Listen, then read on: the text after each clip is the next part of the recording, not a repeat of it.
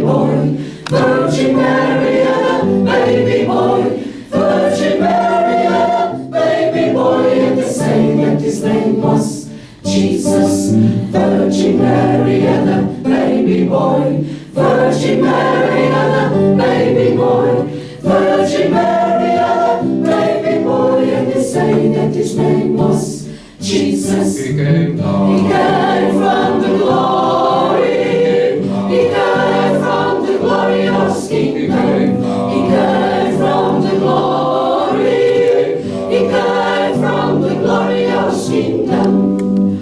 Oh yes, believers, oh yes, believers, oh yes, believers, he came from the glorious kingdom. Was born in the town of Bethlehem, was born in the town of Bethlehem, was born in the town of Bethlehem, and they say that his name was Jesus. Was born in the town of Bethlehem, was born in the town of Bethlehem, was born in the town of Bethlehem, and they say that his name was Jesus.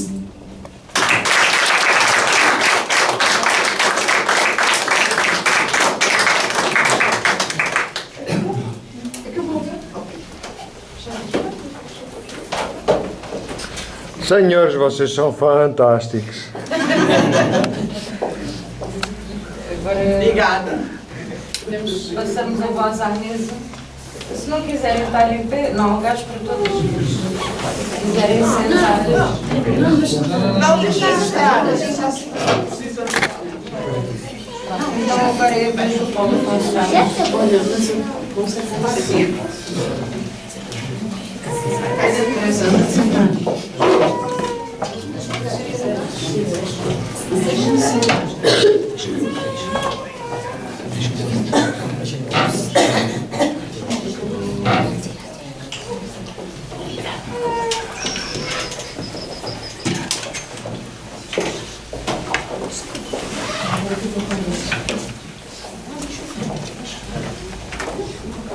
Ora, boa tarde a todos, muito obrigado pela vossa presença. Eu começo por agradecer, que é a melhor forma de se começar a dizer alguma coisa, é agradecer, porque a gratidão é um sentimento nobre e calha sempre bem. E os agradecimentos vão, obviamente, para a Câmara Municipal de Alenquer, por aceitar este desafio de fazermos aqui o evento, por isso à Biblioteca do Carregado, aqui o povo do Carregado, o meu agradecimento e todos os que cá trabalham, ao Grupo Coral Alegre, local Alegre, na Castanheira do Rio de Bateiros, que não conhecia e fiquei muito surpreendido pela positiva, os parabéns, excelente, gostei imenso. Depois aqui à mesa, cumprimentando em especial o autor, depois o dia dele, e depois as senhoras, a Eugénia Ponte e a Ana Coelho. Portanto, eu dou agradecimento também para elas por terem organizado este evento. A Lua de Marfim, e sendo uma editora que está sempre disponível para ir a todo lado, é com muito gosto que chega aqui ao Carregado, que ainda não tinha vindo. Portanto, é também uma forma de projetar a editora e os seus autores e os seus livros. Nós, recentemente, abrimos também uma livraria para dar projeção aos livros da Lua de Marfim e não só, a todos os outros, de todas as editoras, e é importante que haja esta relação saudável em que todos estamos em prol da cultura, para a divulgação do livro, do autor, e todos juntos somos mais fortes, como alguém disse noutros tempos. É uma realidade que ainda hoje é bem visível e é bem uma prova de força. Portanto, nesse sentido, estão todos convidados para visitar a nossa livraria na Amadora, um bocado longe, mas temos todo o gosto em receber toda a gente que venha por bem. Sobre este livro, eu não direi muito porque deixarei à Ana Coelho essa função, que já fez no lançamento do livro e muito bem, mas dizer-vos que é um livro que merece a pena ser lido, que tem uma mensagem muito forte, uma história muito interessante, e que o autor muito bem fez em trazer para cá, para fora, sendo o primeiro livro dele, ainda por cima, acaba por ser um ato de coragem também, porque isto, quando é o primeiro livro, é sempre difícil. Se não tivermos um empurrãozinho, alguém que nos motive, alguém que nos faça acreditar que é possível, é sempre difícil. E eu sei que há muita gente que tem muita coisa para publicar, só não tem esse empurrão e tem esse receio, esse medo de mostrar. Ora, o medo, como toda a gente sabe, mata os sonhos e nós não queremos parar de sonhar. Como alguém diria que não ficamos velhos para deixar de sonhar, nós quando deixamos de sonhar é que ficamos velhos. Portanto, é preciso continuar a sonhar, é preciso acreditar e como eu aprendi há bem pouco tempo, isto é tudo tão simples como isto. Define-se em 3 pontos. Ponto A, ponto B e ponto C. Ponto A é onde é que estamos, o que é que queremos. Ponto B, onde é que vamos. E ponto C, como é que fazemos para lá chegar. Portanto, é isto que temos de fazer em relação a tudo na vida. Se nós soubermos o que é que queremos, onde é que estamos e qual é o objetivo que temos, há uma coisa que é fundamental, que é a ação. E com a ação é a única forma de trazer resultados. Como Einstein dizia, a falta de inteligência é aquele que está sempre a fazer a mesma coisa e à espera de resultados diferentes. Portanto, se nós não temos resultados, temos que procurar outros caminhos. E, no fundo, é isto que eu recomendo a toda a gente, quer escrevam ou não, se tiverem objetivos na vossa vida, façam por isso, porque só com a ação é que nós conseguimos lá chegar. Eu um dia tive um sonho de escrever um livro, escrevi, com a ação. Um dia tive um sonho de fazer uma editora, fiz. Um dia tive um sonho de ter uma livraria, a ação é que provoca, entre aspas, esta realização. Portanto, não tenham medo de sonhar. Como eu digo há muito tempo, eu prefiro falhar, depois de ter tentado, passar a vida inteira a dizer eu podia lá chegar se tentasse, eu podia ser isso e aquilo, se eu fizesse. Isso não é nada. Portanto, obrigado a todos por terem esta ação de vir aqui, este momento em que fazemos aqui a junção da música com a literatura, que é um casamento perfeito, como nós sabemos, casa muito bem, há sempre bom casamento quando estamos numa casa de cultura, e a biblioteca é de facto uma casa de grande cultura. Esta biblioteca sei que tem um passado de escola primária, que também tem tudo a ver. Portanto, está tudo ligado e espero que tenham o gosto de ler este livro e que gostem e que depois possam dar os parabéns ao autor. Muito obrigado a todos.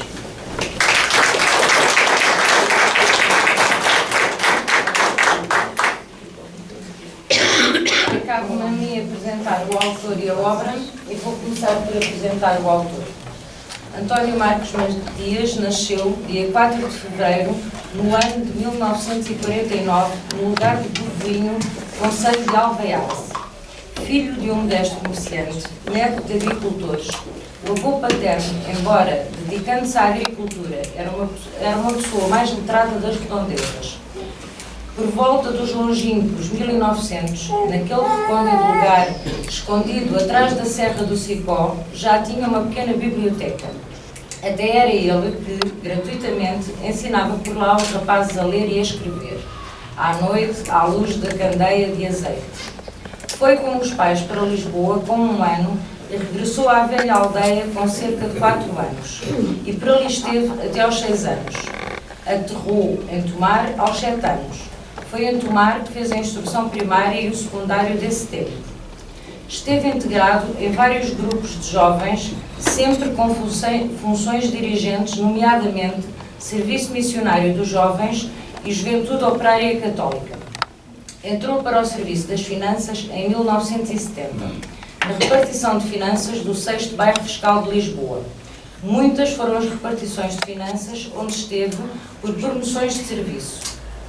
Em finais de 1999, com 50 anos, foi acometido por uma doença oftalmológica muito grave. Seguiram-se mais de 4 anos de duras e prolongadas batalhas, com muitas cirurgias e vários internamentos no Centro Cirúrgico de Coimbra, sempre com o acompanhamento permanente do Dr. Travassi e da Dra. Isaura Regatas. E as cirurgias e internamentos no Hospital da Universidade de Coimbra, quando as cirurgias não podiam ser feitas na clínica privada. Cerca do 5º ano de luta, pela vista que teimava em fugir, a guerra foi dada por perdida. Ficou cego. Seguiu-se a aposentação e isolamento em casa durante alguns anos. Por volta de 2010, com a ajuda da família e de alguns amigos, tentou renascer. com a ajuda de algumas tecnologias, nomeadamente um computador com sintonizador de voz, começou a escrever para se habituar ao teclado, adivinhar onde estavam as letras e orientar-se pelo ouvido. Era necessário escrever muito. Mas escrever o quê? Começou então a escrever sobre a sua aldeia natal. Ao fim de 252 páginas do Word, deu aquele trabalho por terminado e iniciou o presente romance, a quem deu o nome Dias de Helena. Entretanto, foi participando como coautor em vários coletâneos de contos. Foram 6 ao todo. Neste momento já tem outro romance concluído. Vamos então falar dos Dias de Helena. Os Dias de Helena é um romance envolvente que foca várias vertentes da sociedade dos anos 60. Anos estes que foram bem diferentes em todos os contextos socioeconómicos, políticos, liberdade no geral, mas também a liberdade da mulher na sociedade desses tempos. As famílias eram numerosas e quem nunca ouviu contar dos pais ou avós, etc., que os pais trabalhavam e os irmãos se criavam uns aos outros. Em especial, as raparigas eram colocadas a cuidar dos irmãos e da casa em idades que hoje nos parecem surreais. Mas era verdade, aos 5, 6 anos, já uma rapariga fazia a lida da casa e tomava conta dos irmãos que nasciam. Outras eram colocadas como criadas em casas abastadas para ajudarem a família. No panorama político vivia-se a ditadura. Portugal tinha os militares em África. O serviço militar era obrigatório e os jovens rapazes partiam para as colónias portuguesas sem saberem como regressavam, ou se regressavam. Estes jovens viviam em incerteza até ao final do serviço militar. Uns regressavam, outros não. Dos que regressavam, alguns vinham mutilados no corpo, outros, quase todos, mutilados psicologicamente. Eram estes os homens dos anos 60 e ainda hoje existem, cheios de marcas. As famílias também viviam um clima de ansiedade e inquietude. Na página 159, António Matias diz: o tio João do Lateiro, quem naquele momento pudesse encarar bem de frente, havia de ver nele, espelhado no rosto, aquela alegria própria do pai que espera, dentro de poucas horas, encontrar-se com aquele filho que julgava morto. Tinham sido tempos de grande ansiedade, desde que aquela desgraçada mina o atirara para o hospital, até ter sido, pelos médicos, considerado livre de perigo. Uma mazela, porém, subsistirá. Diz-se que o amando-o, apesar de ter as suas funções sexuais normais, não poderá ser pai. Coisas que só lá os médicos é que sabem. Também nos diz na página 160. Tia Perpétua, esta era uma madrugada muito dolorosa. Inundava-lhe o coração a tristeza de ver, dentro de poucas horas, partir o filho. Para longe, para muito longe, para a guerra.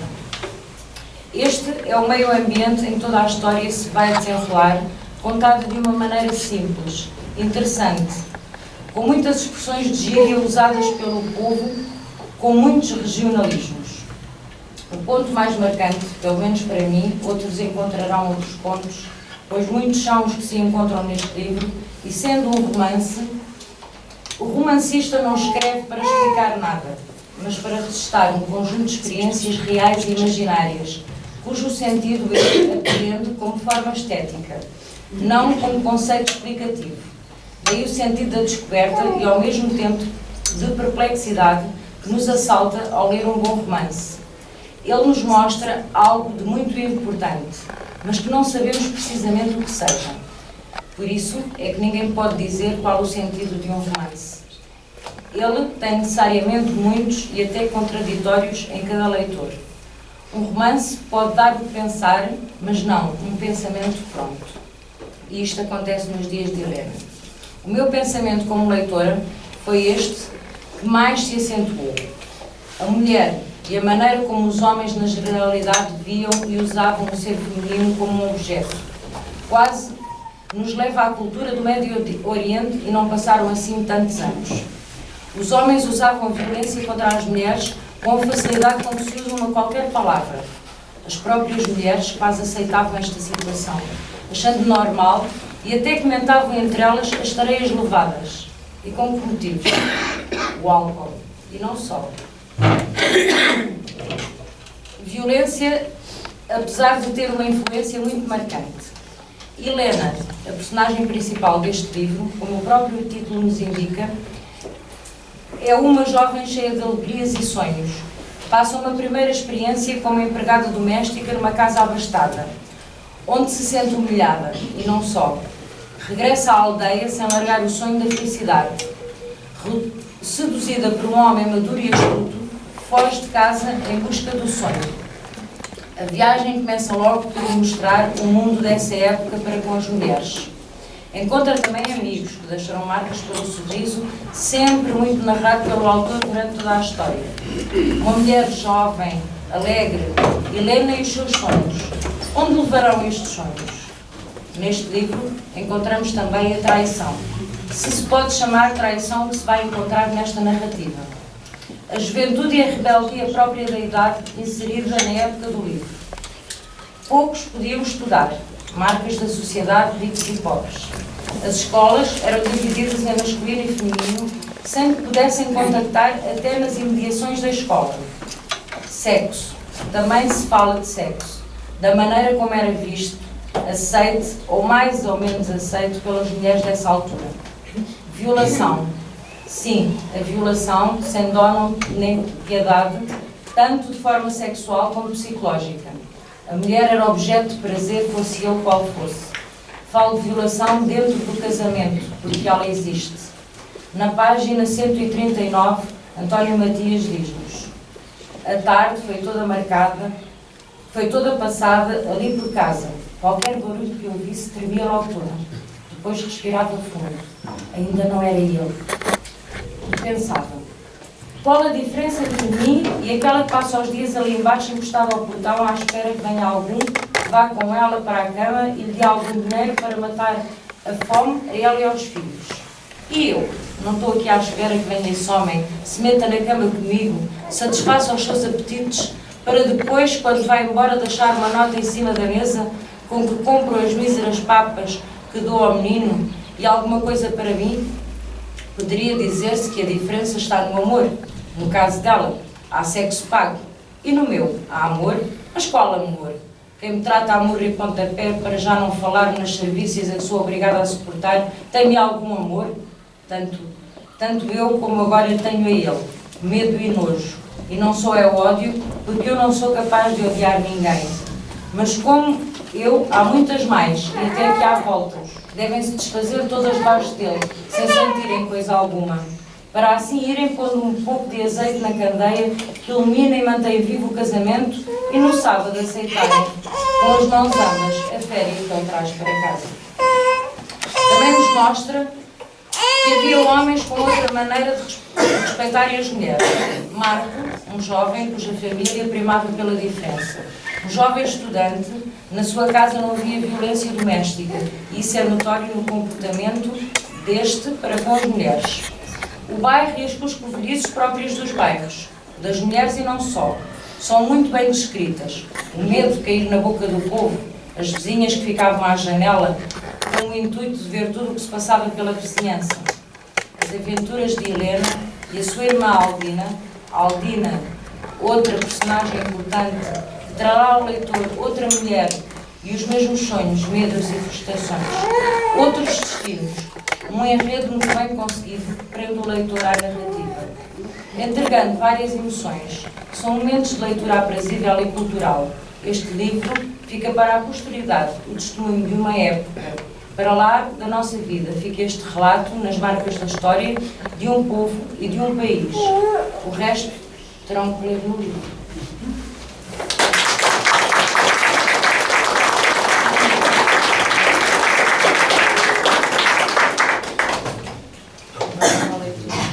Eu não vou ler o livro todo, não se assustem.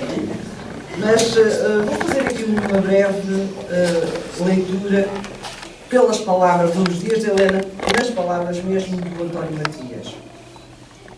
Já 20 anos eram passados sobre aquela madrugada em que entre o milho e os lateiros, no belo e alegre milho, nascia na primavera do ano de 1948 Helena da Silva Barbosa.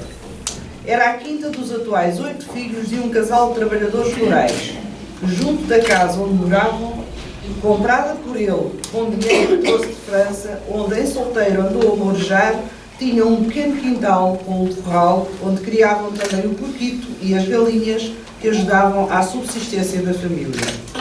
Aos 20 anos, Helena é uma rapariga de pequena estatura, rosto pequeno, sempre sorridente, de pele fina, olhos azuis, cabelos louros clarinhos, por baixo dos quais sobressaem, em certas posições, duas pedras vermelhas embutidas nos pequenos brincos de ouro.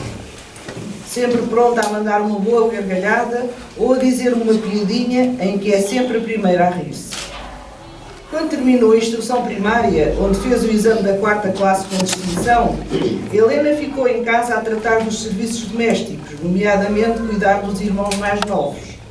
Mas cedo ficou a conhecer as agruras da vida de quem, para sobreviver, tem de servir competentes grandes senhores e outros que, não sendo, a eles se querem assemelhar e, por isso, mais arrogantes ainda. Levada para longe por um irmão mais velho, foi servir como sopeira para a casa de uns senhores, onde as coisas correram mal, foi alvo de injustas acusações e despedida. De regresso à terra, teve de ir, como as outras, trabalhar para o campo. Depois de um dia de trabalho sob o sol abrasador, ceia na barriga, correspondendo a um recadinho da irmã Aldina, vemo-la agora ir pela fresquinha, a caminho do quarto da irmã, com uma blusa de fioco azul claro muito apertada, a acentuar ainda mais a sua já delicada cintura, realçando umas generosas maminhas que adornam aquele delicado corpo de mulher. Saia azul escuro, acima do joelho, feita de um tecido barato.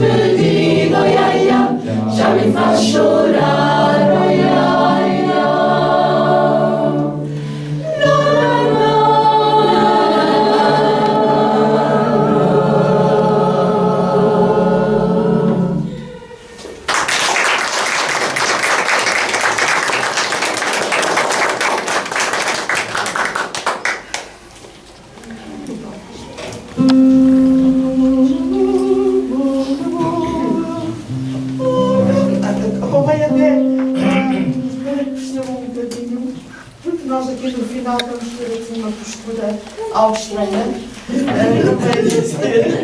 Convém dizer que esta peça é uma peça do País Basco e conta a história de um marinheiro que perdeu a sua amada e vai pelo mar adentro a remar, até que depois encontra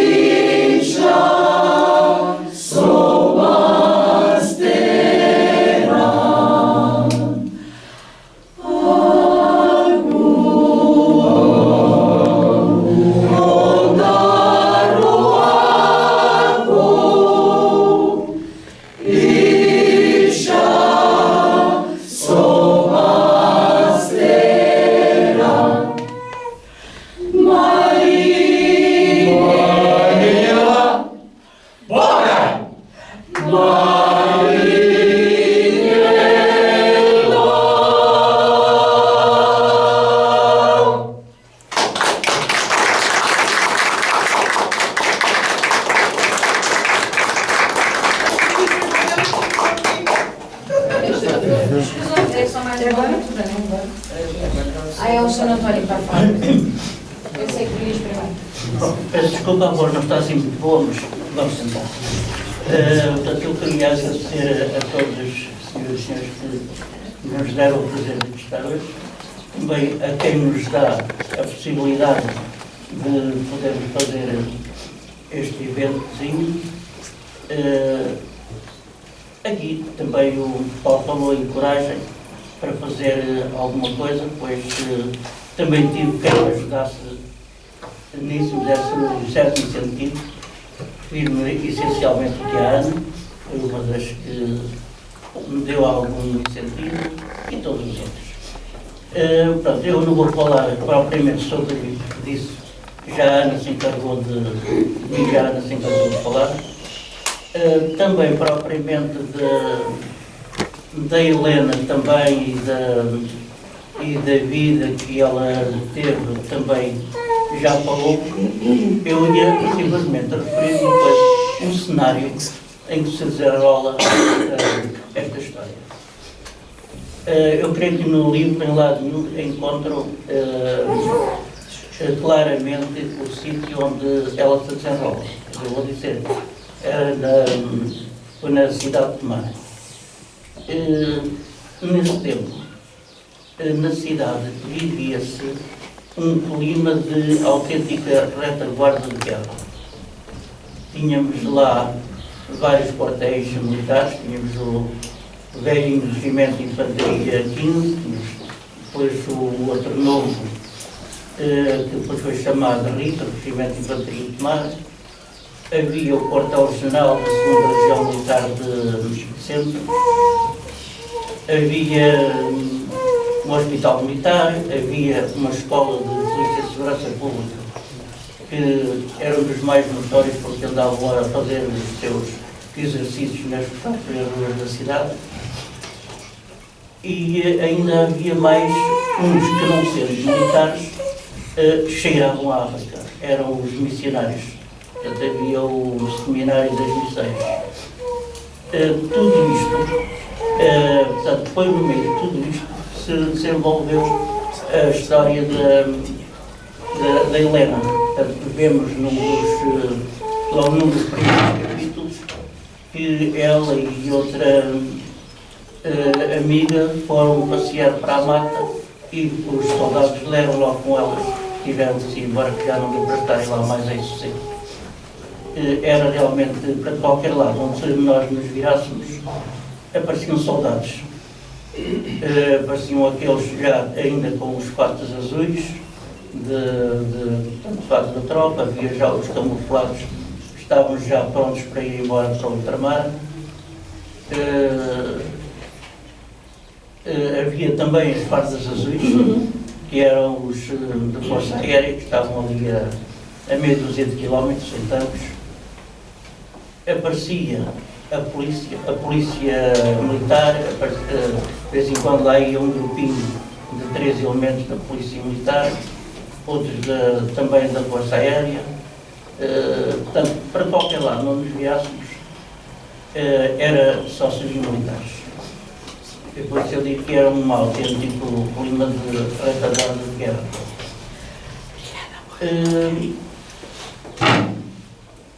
Sobre mais o outro cenário que se desenrolava também na cidade. Isto já fizeram, são reparozinhos de pessoas que já leram o livro, e há lá coisas que, pelo menos, os jovens são capazes de não entender muito bem o que era aquilo. Porque pessoas mais próximos da minha idade devem lembrar-se disto. Nessa altura não se ia ao supermercado comprar um pacote de leite. Nessa altura havia o leiteiro que ia pelas ruas com uma bicicleta, com umas bilhas na bicicleta, e portanto, eram empregados de quintas, tinham vaqueiras, e todos os dias de manhã vinham com as suas bilhas amarelo metalizado, vinham ao posto, a chamada posto de leite, onde o leite era analisado, estava a ver se estava em condições de poder ser vendido, e depois lá se distribuíam pela cidade, portanto, fazendo a venda aos clientes habituais. Esta era uma das profissões que um dos protagonistas do livro, o Silvestre, não gostava de fazer. Este Silvestre era o marido da Helena.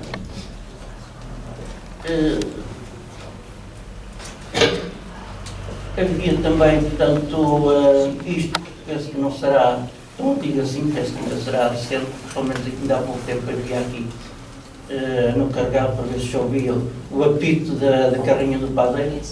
Lá não era a carrinha do padeiro, era um homem vários que andavam com uma bicicleta, com os células em cima da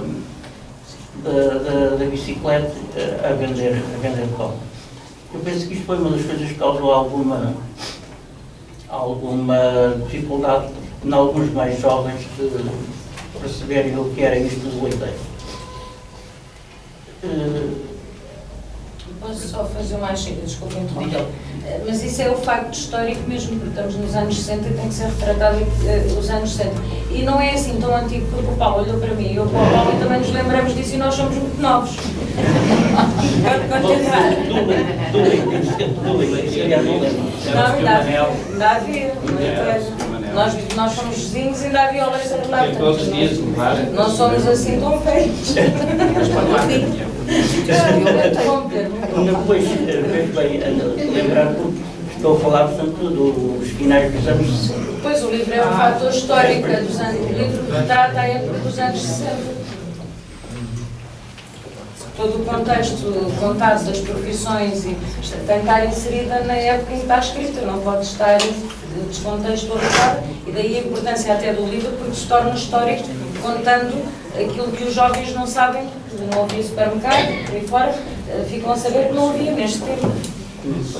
É importante que isso fique registado em livros para que o futuro saiba como é que é. Continue, desculpe lá.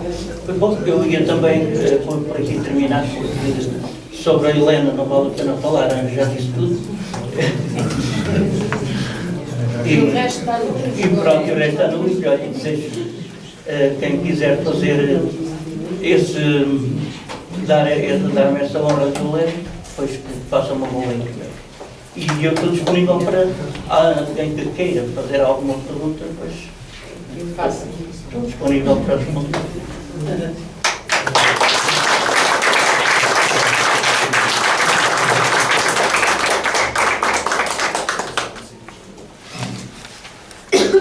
Mas ainda antes de... Agora não me lembro, há bocado levantei, mas ainda antes de termos o prazer de ouvir de novo o grupo coral, o Cal Alegre, já se falou aqui muito no leiteiro, eu vou ler aqui mais um trechozinho, de uma conversa entre a Helena e sua irmã Aldina. Sentadas na cama da Aldina, com a criança já a dormir, deitadita no cantinho dela, as duas raparigas muito chegadinhas uma à outra, conversavam baixo para ninguém se aperceber que Helena estava no quarto da Aldina, senão era certo e sabido que os pais vinham escutar. Tu topas tudo. Não viste na outra semana que antes da missa a Laurinda da taberna me veio chamar para ir ao telefone? Essa é muito indiscreta, não dá nas vistas. Riram as duas. A Helena explicou então à irmã que não ia trabalhar. Estava muito difícil arranjar trabalho. Ela ia embarcar numa doce aventura e ia viver com um homem. Ah, então conta-me dessas. Aquela casa onde eu estive a servir era no centro da cidade. Iam lá todos os dias de manhã o padeiro e o leiteiro. Primeiro vinha o padeiro pouco depois das 7h30 e logo a seguir, às 8, era o leiteiro. Mais tarde, havia ainda outro a bater à porta, era o carteiro, mas esse só vinha lá para as 9h30, 10 horas. O carteiro era bastante atrevido, mas já bem entrado nos 50. O padeiro também já não era jovem. Toda a vida tinha andado a vender pão com os ceirões de verga em cima de uma bicicleta e não sabia andar de bicicleta. E o leiteiro? Perguntava a Aldina, já com um sorrisinho delicioso nos lábios. O leiteiro era moreno, cabelos pretos, ondulados, com brilhantina, de olhos castanhos. Dentro do seu sempre impecável fato de macaco branco, fez-me perder a cabeça. Tinha de ficar sempre encostado à porta, a vê-lo ir montado na sua bicicleta com as bigas do leite a reluzir no seu amarelo metalizado às costas, com as correias cruzadas, a mala do dinheiro e a caixa das medidas também amarelo metalizada. Afligia-me a maneira como agilmente montava na bicicleta, passando a perna direita por cima do quadro, entre o guiador e a sela, com o outro pé em cima do pedal, já sentado e com a bicicleta a andar. Habilidoso a montar, comentou Aldina com a abrejeira. Era um homem muito infeliz, trabalhava muito e não era compreendido nem acarinhado pela família. A mulher passava os dias na calhandrice, lá por causa das vizinhas. De manhã, tinha de ir muito cedo para tirar o leite às vacas, coá-lo e acondicioná-lo junto com o da noite nas bilhas. A seguir, trazê-lo ao posto para analisar e selar as latas. Depois da venda, tinha de ir tratar das vacas, tirar o estume do corral e tirar o leite da noite. Quando chegava à casa, cansado e cheio de fome, vinha ela a chegar, sem ter ainda o jantar feito, para o desgraçado. Os fatos de macaco, parte das vezes, era a mãe que tinha de lhes lavar e passar a ferro. E muitas outras coisas que ele me contava, enquanto ia medindo o leite e arrumando as medidas. Essa é daquelas que acolheu-se casada, já tem homem para lhe trazer dinheiro para casa e o resto se amole.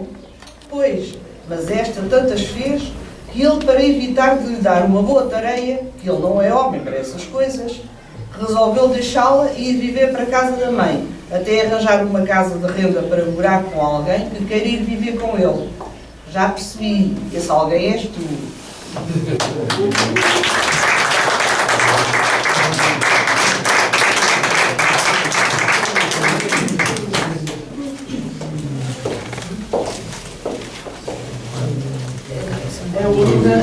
Há mais uma leitura que queres fazer já ou... Não, desculpe, qual é? Depois Não tem ter que chegado tem que aqui, ser. tem que estar Então, na igreja. então ficamos por aqui em Sim, termos de leituras e... exatamente. Sim. Peço desculpa. Não. Ok. Não tenho que desculpa.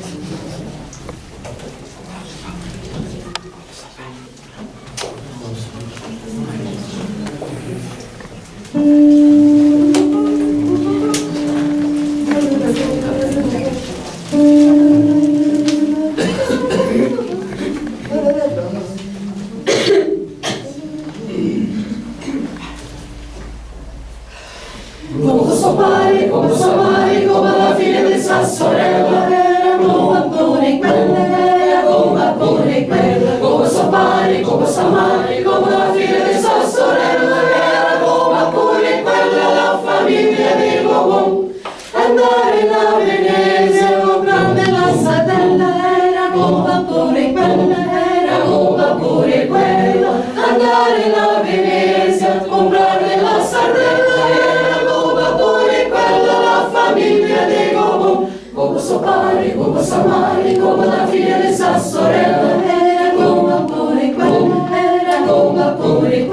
come so pari, come so mari, come la figlia di sua sorella, era come pure quella, la famiglia di Gobon.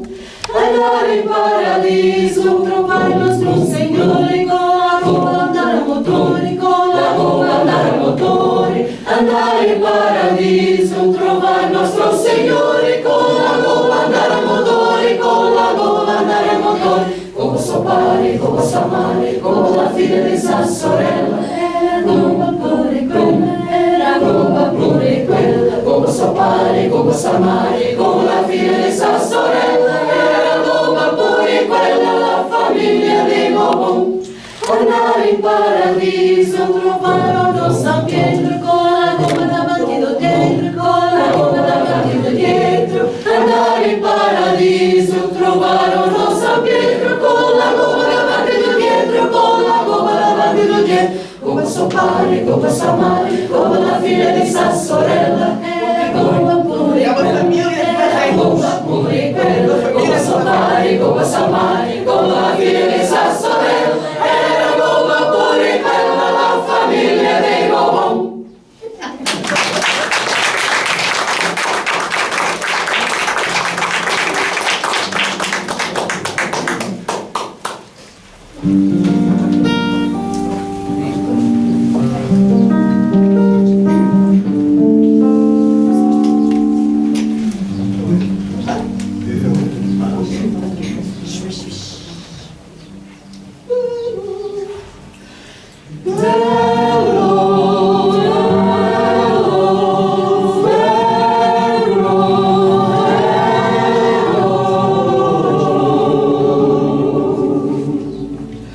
Let my people go.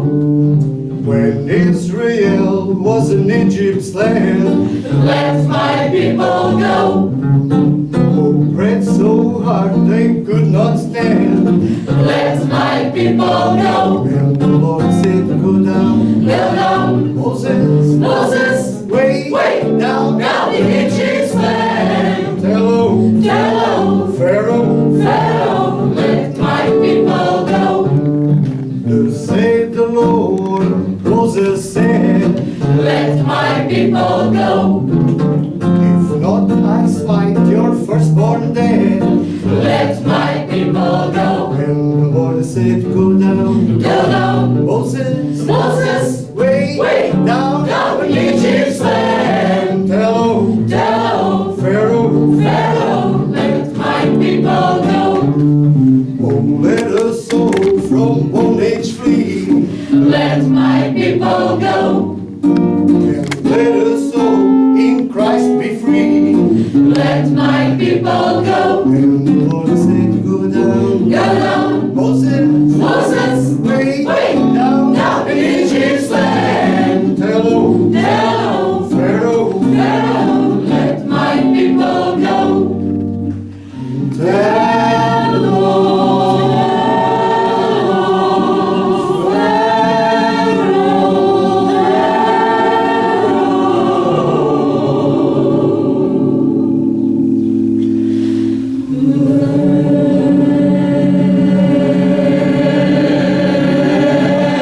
My people go.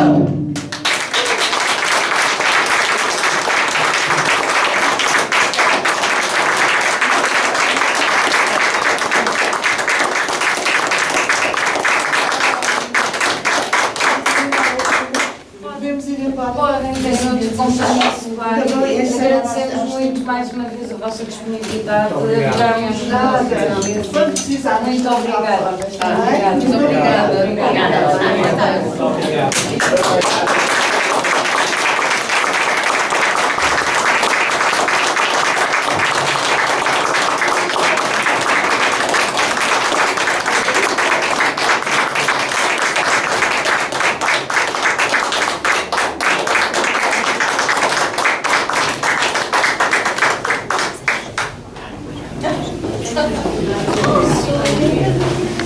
E vamos também dar terminada a sessão. Os livros estão ali atrás, se alguém quiser adquirir. E vou só dizer uma coisa, penso que a Natália e o António não se vão zangar comigo, se zangarem, mandei-me da janela. Atrás de um grande homem que dizem está sempre uma grande mulher, mas não é atrás, é ao lado. E neste livro também há uma senhora muito importante, que é a Dona Natália, a quem eu peço uma salva de palmas, porque ela merece tanto.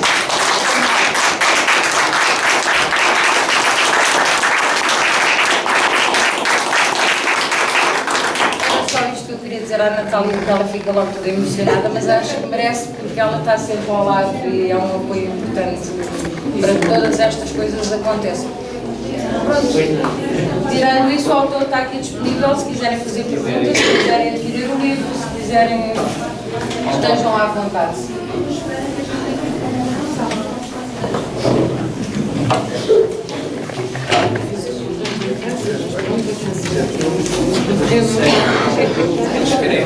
É minha onda, não quero, não. Ah, era só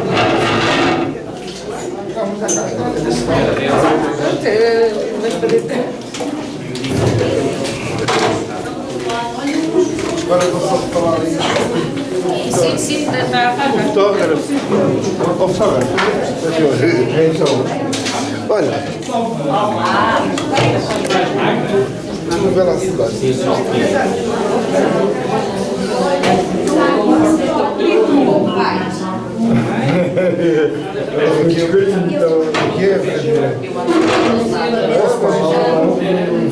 Podes meter o pequeno. Não, ok. O que eu achei muito curioso é a tua publicidade.